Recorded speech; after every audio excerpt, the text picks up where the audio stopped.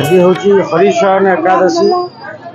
पुरी भली आम रणपुर श्री जगन्नाथ परंपरा नीतिकांति सबू चर्चित 1363 मसीह उद्धव नरेंद्र समय रणपुर जगन्नाथ मंदिर प्रतिष्ठा होता परे प्राय 200 वर्ष पर रथयात्रा होती। प्रथम रथयात्रा नाला आगुरी 5टी रथ होता किसी वर्ष पर रजांकर ठाकुर रहा 3टी रथयात्रा हो जाऊँगी। पुरी भली नीतिकांति छत्तीसानी निजोग पंडा पड़ियारी पत्री समस्त सहित ये रणपुर रथयात्रा जनसाधारण को नहीं अनुष्ठित होती। प्रशासन बहु सुविधा असुविधा को सम्मुखीन कर प्रशासन दायित्व भार ग्रहण कर रणपुर रथयात्रा महाप्रभु आमर रणपुर भी सुनावेश किसी सुना जिनस भी लगुला पुलिस प्रोटेक्शन जो किसी जिनस भी लगी पारना आमर पुरी जमी कीरटी किया पुष्पपत्र सब रूपार पाद भुज एवं नाकचଣା बसणी आमर सब रूपार ये रूपा बेश पुरी सुनावेश आमर ये रूपा बेश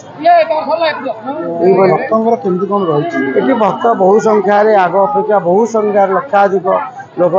छुट्टी रही बहुत पाखापाखि प्राय नयागढ़ भुवनेश्वर खोर्धा दशपल्ला नयागढ़ एवं फुलवाणी बहुत दूर दूरांत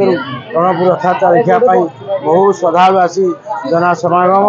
आज खाली सारा रणपुर चारिआड़ दुआर देखिए समागम परिपूर्ण मठ मंदिर परिकंपित और ब्राह्मण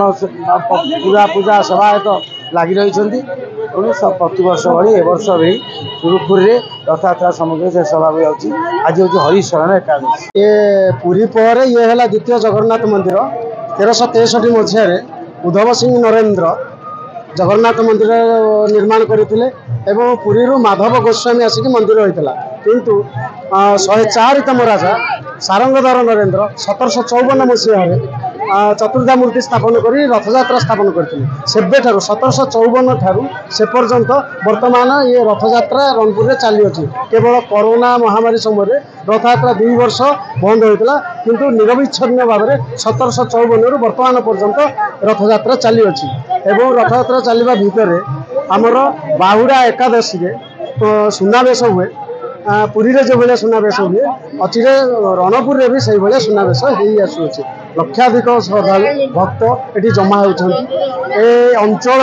बहुत बड़ रथयात्रा हो विभिन्न पुरपल्ली एटिकी बहुत लोकंर भक्तर समागम हो।